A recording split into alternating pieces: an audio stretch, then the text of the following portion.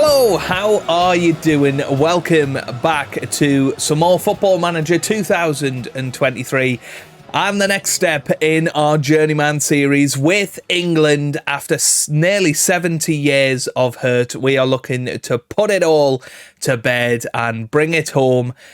In Euro 2036, we start potentially our final journey of this save. Thank you very much for the support on the series so far. I'm Joe if you're new around here. And make sure you do click that subscribe button for daily Football Manager videos. We have had quite the journey so far. Today we are going to have our first two matches in charge of England against Hungary.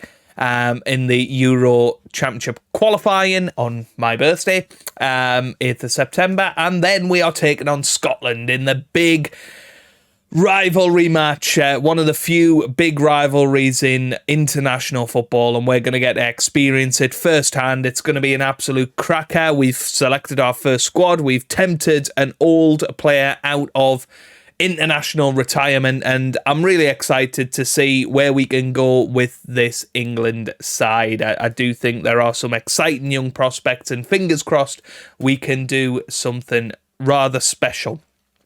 But yeah, hopefully you enjoyed the new sound at the start of these videos. That's just going to be a thing for while we are in charge of England, something a little bit fun, and we will have the old Journeyman jingle come back at our next journey, wherever that might be, if it does indeed happen. And thanks very much, as always, to Sam for the fresh look to the thumbnails of this series. I am very much enjoying working with him, and I think things are looking rather fresh round here, as always. So let's get into things today. I do just want to update you on how the old clubs are doing before we get into today's result. Kidderminster Harriers are still down in the Vanarama National League North.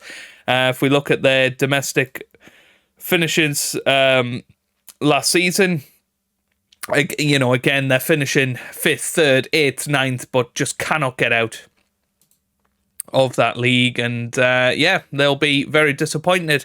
Chester are still down in the Vanarama National League. They've sort of been yo-yoing just a little bit between playoffs and mid-table obscurity over the last few years, but nice that they are still in the Vanarama National. Portsmouth are in the Championship. They managed to get promoted last season. They won League One like we did all those years ago, and they're becoming a bit of a Championship yo-yo side. Hopefully they'll be able to stop that rot this season, although they have lost the first 5 matches. On to Fulham, and they're safely in 10th in the Premier League, still under the stewardship of Ruud van Nistelrooy. They finished 17th last season and the season before, so they are staying in the Premier League by the skin of their teeth. There are still some players there that we signed, actually. Cesar Palacios was one of them. I did see another one in there at some point, but maybe they've all gone now, which is a real shame. I'd like to actually see if Portsmouth have got any of our old players in there. I very much doubt it at this point. Lyle Kessel, wow, he was somebody that we had. Wow, that is pretty bonkers that he is still knocking about. Aaron Ramsey, I don't think we signed him, no. Looking through, Reece Russell-Denny is still there. Wow, only 29 as well. Did he ever get to play for England? No, unfortunately for him. So yeah, still a few players at Portsmouth, where of course we left in 2028, 8 years ago now, or 7 years ago, I should say. Leeds United, they are 6th in the Premier League. They've had a good start to the season under new manager Marcelo Gallardo. Two wins out of 4. If they win their next match, that'll be them up to 3rd. But it looks like a pretty crazy Premier League at present. Southampton leading the way ahead of Man United, Middlesbrough and Everton. Leeds in 6th, Newcastle in 7th there. In the bottom half, Liverpool, Arsenal, Chelsea and Tottenham Hotspur. Interesting stuff. And then, of course, we have a look at Real Madrid, our most recent team. Zinedine Zidane has indeed gone back there, and they've got off to a winning start. They won the Super Cup. Missy Botto on the score sheet there. I want to know how they're doing tactically. Yeah, he's just come in and doing the same formation. That's exactly what I'd expect. He's putting Jeremy Doku up top, which was how they were doing it before I joined, actually, and obviously brought in Kylian Mbappe. Johnny Ballesteros hasn't been given a chance up there yet, but interesting to see a couple of our signings in there, but not many. Most of them are on the bench. So yeah, very interesting how things are transpiring.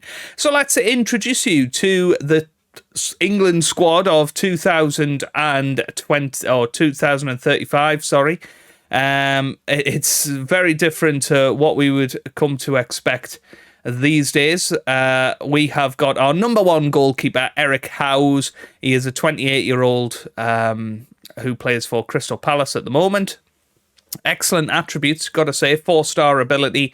He has been at Crystal Palace for many, many years. Started out his career at Tottenham, came through the youth system. Did play a few matches professionally for them, but joined Crystal Palace for £29 million. Potentially that was the season they were in the Champions League, so that's an interesting one. Backup goalkeeper, Darren Wooten, 24-year-old English. Obviously, they're all English. 2 caps he's had already. Some decent attributes there. He is of Espanyol. He has come through that Espanyol youth system and has been playing in goal for them over the last few years. Josh McNamara, he has come in. He is 31 years old, one of the few real players that is still in there. He's been playing in Scotland most of his career. Played for Man City youth team, but joined Hearts fairly early on and has stayed in the Scottish Premiership ever since. Is now Rangers number one following a £19.5 million move. Central defence then, Dominic Woodward is one of our best players. 4-star ability. Some of these attributes are incredible. He's got 17 heading, good jumping reach. You know, he's 6'2". He's going to score a lot of goals from corners. He's a Manchester United centre-back. Started his career at Coventry City, but then went to Bournemouth before joining Manchester United, and he's been there ever since and performing at a very high level. Michael Robinson, viewers of earlier this series will be very familiar with this guy. He's 26 years old now, has had 11 caps at international level. That will definitely go up under my management. He joined us at Leeds United, for £43 million a few years ago, became a very, very important player for us. Did eventually go and join Chelsea after we left for £39 million and is still playing there. We've got Callum Lloyd, and he is one of the new members of our squad. Hasn't been called up before. He's 22 years old, 3-star ability, 4.5-star potential. I thought it's important to get him embedded into the team very quickly. He's a Manchester City youth product, played 26 times for them in the league last season. We've then got Wade Myler. He is another centre-back but can play defensive mid. 3-star ability. He currently plays for Southampton, who are top of the league, and has played very, very well for them over the years. He's a Liverpool youth player and went to Paris Saint-Germain and then came back via Southampton. Then, speaking of Southampton, we've got Tino Livramento. He has been at Southampton his whole career in this save. Joined them in real life last season and has stayed at Southampton the whole save and has become probably the best right back in the world. You look at those attributes, he's still only 32. He will make it to the World Cup next year, I would imagine. He's got excellent natural fitness, excellent pace, and his experience is terrific. He's going to be a wonderful player in a Hannard ball system. We've then got John Paul Cutbush, who is a left-back and also play at centre-back. He plays for Chelsea. 4-star player, again, looks very, very good. Has 60 caps at international level, so very, very experienced. How many does he have? 79 caps Livramento has. We will have a look at all of the stats in a minute. Drew Warburton, again, another one of our best players, 28 years old, 34 caps for him, 4-star ability. I don't know how he's not had quite as many caps as some of the other players, but £79 million he joined Liverpool for many, many years ago. Andy Harwood is 28 years old. He is also a left-back come defensive midfielder, a bit of a utility man, maybe a bit of a James Milner type player. Has played at Stoke, Southampton, Aston Villa, Man United and Tottenham, and has gone for a lot of money. Never really been a consistent player for anyone other than Stoke back in the day, but is definitely a very useful player to have. Kean Pilbeam will again be somebody that's familiar with you lot. Was a right back when we signed him. Funnily enough, has now turned into a left back and more on the wing back side of things. He has joined Arsenal for £54 million last season. Only played 4 games for them. It must have been in January.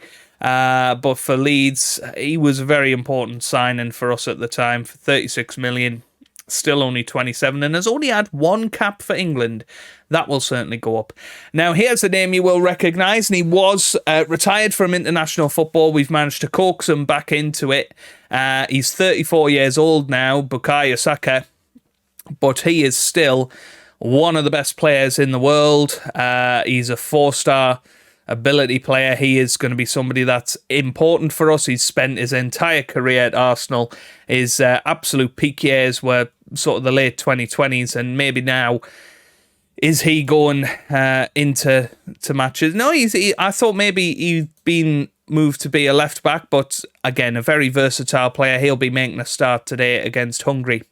We've then got Can Engin, who is a 28-year-old Lyon centre-back. Looks pretty good. Again, very solid. Then Jude Bellingham, what can we say about him? He is still playing at the top of his game. Is 32 years old now, but still 4.5-star ability. He's been playing at Newcastle for donkey's years. Joined them from Dortmund on a free transfer and has stayed there ever since. Presumably is going to be their club captain. He's not actually, interestingly enough. Matthew Granger, you'll recognise him from the Fulham days. We managed him when he was very, very young. Gave him his first real experience of football, I would suggest. And, you know, he did very, very well over those matches that we played him. And hopefully he will repay our faith. Now we're in charge of England, but has been at Man City for many, many years and dominating their midfield, which is going to be a tough thing to do. Next up is Lucas Smith, 24 years old, 11 caps and 1 goal. A right-sided player. He plays for Man United at the moment, has come through their youth system and is a very impressive player. I think I'm going to enjoy using him.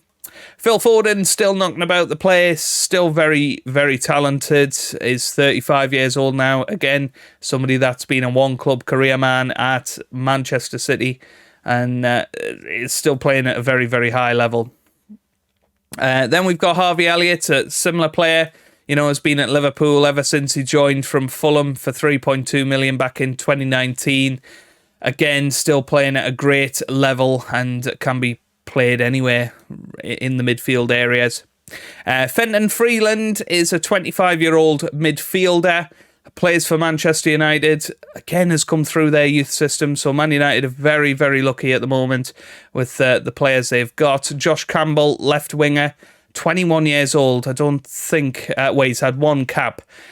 He currently plays for Tottenham, had a very good season for them last year after a couple of good loan spells away. I think he is going to be somebody that's very exciting over the next few years. Brett Betts, we've come across him for Bayern Munich in the Champions League. Used to play for Arsenal, joined Bayern Munich for £39.5 million, has lit up the scoring charts for them over the last few years, and he's going to be leading the line for England tonight. And then David Ball, somebody we looked at signing a few years ago for Leeds. He's been around the houses a little bit, started his career at Swansea, then went to Manchester United, scored some goals for them before then joining Norwich City.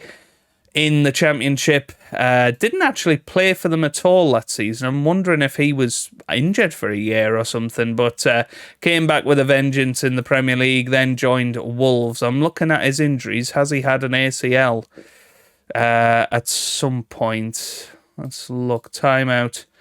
No, the biggest one was 3 months, interestingly. So I don't know why he had a whole year out then. That kind of doesn't make sense. Oh, well, it wasn't then, it was here. That really doesn't make any sense to me. Who knows?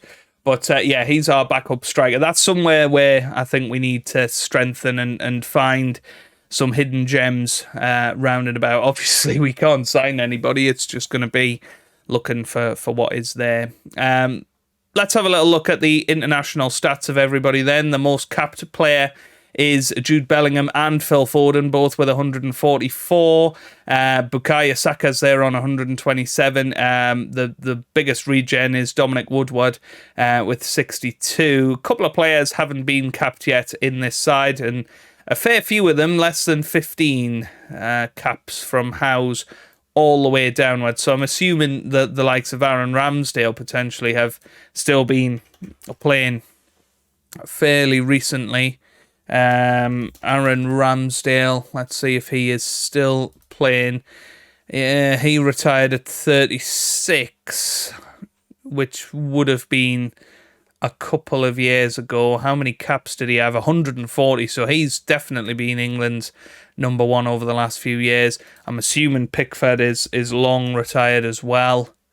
He's manager at Southend, so I don't think he can be expected to be in between the sticks, and correctly so. He has not been playing for a long time. Only had 45 caps in the end, which can't be many more than what he has in real life. But yes, exciting times. We are going to be going for a very similar tactical style. The gegenpress, positive gegenpress that we implemented at Real Madrid. I went through a very similar process of just putting in the best players in their best roles, and this is exactly what we came up with. So for today against Hungary, we have got Eric Howes starting in goal with Livramento, Dominic Woodward, Warburton and Cutbush in defence. We've then got Bellingham holding the midfield with Granger and Elliott in the middle of the park. Lucas Smith will support Bukayo Saka in supporting Brett Betts up top. So here we go then. It is time for the Euros. Or Euro qualifying. This is a good chance to get a look at the team and hopefully show that we can be a positive team. I mean, there's lots of pressure in international management because a couple of defeats and you could be out. That is the big thing with it. So we've got to get it right. We've got to make sure that we are absolutely certain about the players that we're putting in there. And you know, out there at Wembley, our first match in charge of England, we've got to put a performance in. But yeah, let me know down in the comments. How long do you think it will take us to win a trophy in charge of England? Are we going to win a trophy at all, or are we going to flop? Are we going to be sacked in the summer because we go out in the group stage? Something silly like that. Do let me know down in the comments section below. We've got our first corner, and I've just realised I haven't done my set pieces yet. So Elliott gets it in there, but it is cleared. Matthew Granger comes and collects, and he runs into the box, and he has a pop early on there. But let's get our set piece our set pieces loaded, I should say. Let's get that in there. Perfect. Confirm changes, and hopefully now we will be in a good place with our set pieces. Right, let's encourage the boys after this highlight. Here's Cutbush, gets it to Saka. Saka sprays it wide to Livramento. Here's Granger, now to Smith. That's forward to Betts, but Smith gets it back. Here's Livramento now, attacking down this right-hand side. Whips it in, and Brett Betts with the header hits the bar. That was close. That could have been the moment. But for now, it is still 0-0. Elliott whips it into the middle. It's a header, and it is that set piece. Dominic Woodward with the goal. We are going to have to cancel that encouraging shout before they all get annoyed. But that is the first goal of the Hannard era. for England. It was a good header there as well from Woodward, and I think we're going to be pretty dangerous from set pieces. We've got big, tall centre-backs and some excellent delivery from multiple of our players. So, yeah, we've got to be happy with that. And here we go again. Then it's going to be Harvey Elliott again with the corner. He whips it in. It's another header and just wide this time by Woodward. Wow. That is very, very promising. I'm trying to get the league table changed, but we're creating so many chances in this first half an hour. I'm not managing to get that panel switched. Here's Warburton, gets it to Bellingham, now to Harvey Elliott, and it's Saka with the shot, hits the bar. Oof. But yeah, believe it or not, Steve Holland is still the assistant manager here, so maybe that's something that we need to look at to improve the staff situation here and really try and build a quality base. Here's Smith, gets it all the way back now to Howes, and here's a Cutbush on the left-hand side. That's forward towards Bukayo Saka, who whips it in, but only as far as the goalkeeper. It's going to be half-time. And 1-0, I presume. Here's Granger, gets it to Elliott. Elliott over the top. Saka's going to chase. Saka into the middle and Betts scores. It is 2-0. Brett Betts, the scorer there. And that's what you want to see, isn't it? That was good defence. It was Granger to Elliott. Elliott found that Pearson pass forward to Bukayo Saka, and he is on the assist board. Brett Betts puts it into the back of the net. 2-0 England at half-time, and that was a very, very comfortable first half, and a very positive first half, I would say, as well. Jude Bellingham's going to come off. We're going to put on Harwood for him. And what does he like to do when he's in defensive midfield? He likes to be a ball-winning midfielder as well. Lucas Smith is going to come off. We're going to put Josh Campbell on for him and swap them two round and put him as an inverted winger on attack. And yeah, happy with that. I just want to look at plenty of the players and not have them be too tired for the Scotland match later this episode. Scotland are second in the group, so in theory are going to be a tricky opposition. Elliott into the middle, Woodward over the bar. Unlucky. But yeah, looking dangerous from set pieces, and that's something to be happy about. Elliott's going to come off. We're going to put on Phil Foden for him. Saka's going to come off as... Oh, is it not 5 substitutes in the international stage? Okay, interesting. And Campbell's picked up an injury. Foden into the middle. Betts with the header, and it's over the bar. Oof. Yeah, might as well take him off. We don't want him getting any more injured. We've got 20 minutes to go, and we've completely dominated this match. 27 shots to Hungary's 1. Very, very positive start, isn't it? This is exactly what you want to see. Your first match. They're playing for you. And there it is. Full time. 2-0. The perfect birthday present on my, what would have been my 38th birthday, I think we worked out. Bonkers. So Campbell injured on England duty. So how long is he out for? Between 11 days and 3 weeks. Annoying that it doesn't say in that one.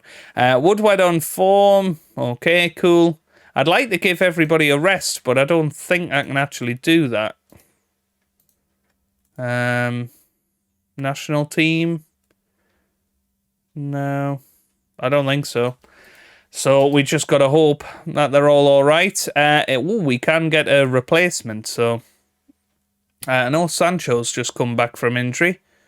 Yeah, let's call him up and confirm him as our replacement.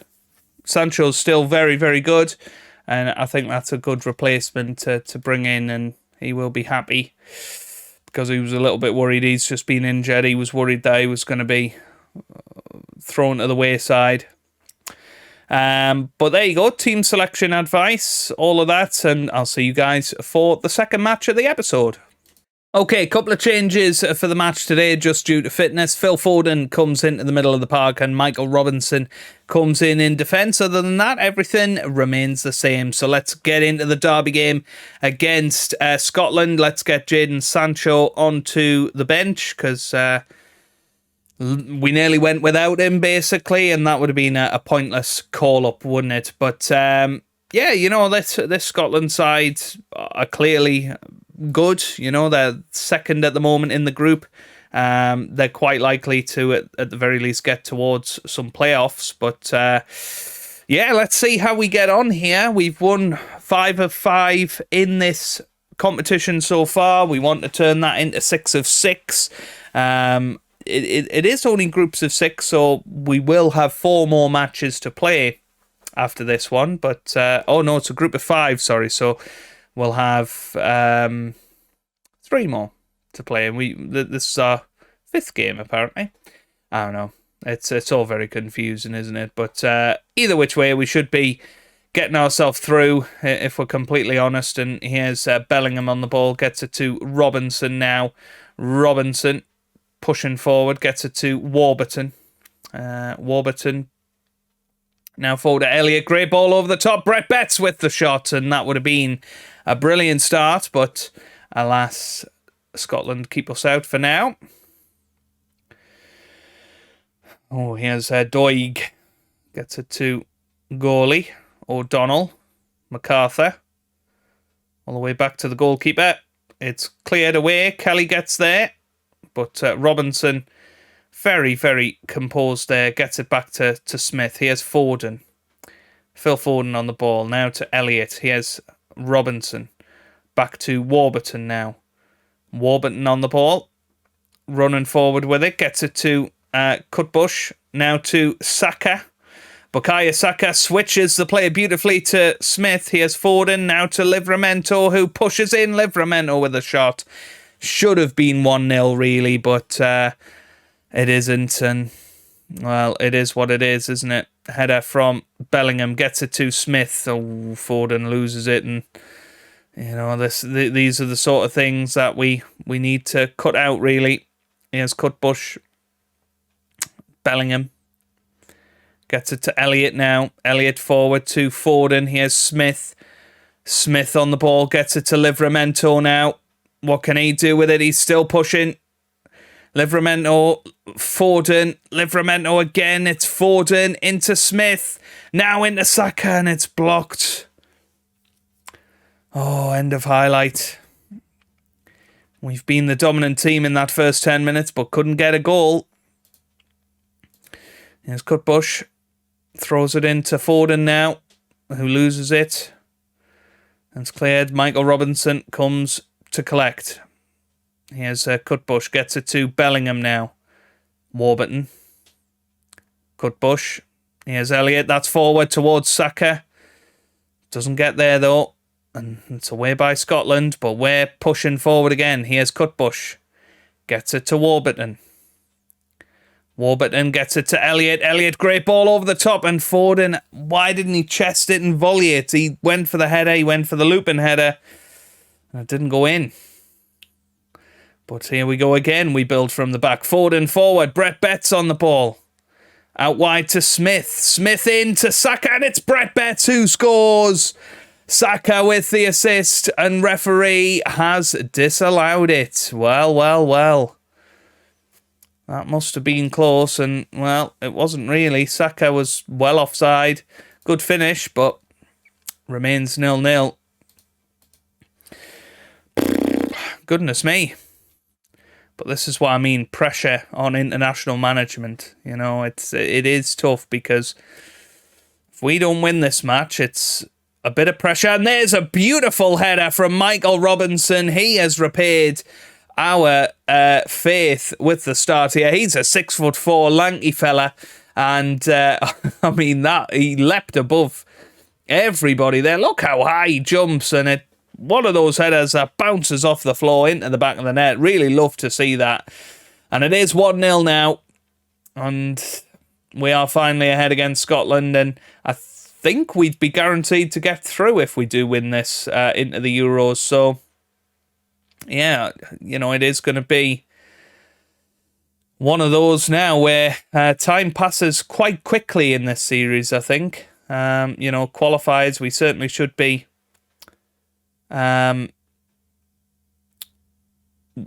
getting through fairly easily. So I don't want to show a lot of the qualifiers. Obviously, we showed today because this is our first look at the England team and probably our only look before any Euro stuff. And there's Brett Betts, goes round the keeper, puts it into the back of the net. He looks a pretty good player, doesn't he, in my sort of system. Foden with the assist, and that takes the pressure off a little bit now. 2-0 and Foden over the top. And yeah, this is looking like a Hannard team already, isn't it? That's what we like to see.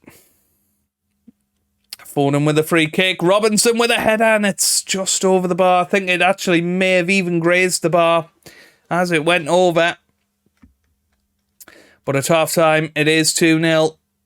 And I think a couple of changes are in order. Drew Warburton's going to come off. Callum Lloyd is going to make his debut. And we're going to put Myler... Oh, no. We're going to put Pilbeam on the right-hand side. I might give Sancho a bit of a run out for Saka. Because Saka does seem... no, we're going to put Fenton Freeland there because he is the future in that position. I need to try and not be sort of sentimental about some of the older players. We need to start betting in the new boys because... if we can get them up to standard in the England team, then we could have a real chance in the World Cup of 2038. Here's Freeland on the ball, and already looking very, very good. Whips it into Brett Betts, and that's over the bar. But that was some lovely footwork from Freeland there. He plays for Man United. He's 25, to be fair. He's not necessarily... the future of football at his age, but here's Phil Foden with a chance from a free kick. Can he curl one in like Beckham? No, he can't. He can't bend it like Beckham, unfortunately. Think about how old Beckham will be in this universe. Crikey, he will be in his 60s now, I think. But... yeah, I mean, this is a very, very strong England performance. Again, very solid. Look how many shots we've had. Look at how much possession we've had. That's what I want. I want a team that controls the play, but isn't afraid to have a pop at goal. And I think the more that we play in this system, the better they're going to get. Freeland hits the post, which is a shame for him. He has Lloyd, gets it to Foden, now to Smith. It's Pilbeam. Pilbeam runs forward. He knows our system very, very well. And I think he'll be excited to be playing in our system again. He thrived at Leeds United with that system. And that is the full-time whistle. And that is us on a plane to Spain, I think, are the hosts of the Euro 2036. We will have a little look in a minute, but I think that should be us through. It doesn't actually say. I guess because maybe second place playoffs. Let's have a look. No, both of them are getting through. How many matches are there? Surely there's only 8. Yeah. And we are 10 points ahead of third place now. So I think we, in theory, should have qualified. Yeah, I don't know. How many games have we got left? Let's just check on here. So we have got 3 games left. Yeah, we don't need to worry. Yeah, there's nothing in 2036. So that's that. I think it's fair to say we're going to qualify anyway. We know that that's going to be a thing. What did I want to check? I feel like I wanted to check something, but yeah, I've forgotten. I have forgotten. The hosts. That's right. Germany. The holders are Spain. Okay. And where has it been the last few years? So we had Netherlands and Belgium in 2032. We had Italy in 2028. And, of course, Germany in 2024. I don't know who is hosting the next World Cup. In fact, I do, and you'll be very impressed with this, actually. When we get there, I think I've gone too far, haven't I? South Africa are hosting it again, which is awesome. But quite soon after 2010, really, for them to be hosting it again, and England still not getting to host it, unfortunately for us. But yeah, Japan hosted it in 2034, Spain in 2030, and of course it was America, Canada, and Mexico that host the 2026 World Cup. But that is where we're going to leave it for today. I hope you've enjoyed the first part of our England journey. I will do the playing in between, and I think I will see you for Euro 2036 from Germany. That is going to be exciting, and we'll have maybe the group stage tomorrow. But yeah, if you have enjoyed it, give it a big thumbs up down below, subscribe for plenty more Football Manager videos, and I hope you guys are having a wonderful day. Thanks for watching, and goodbye.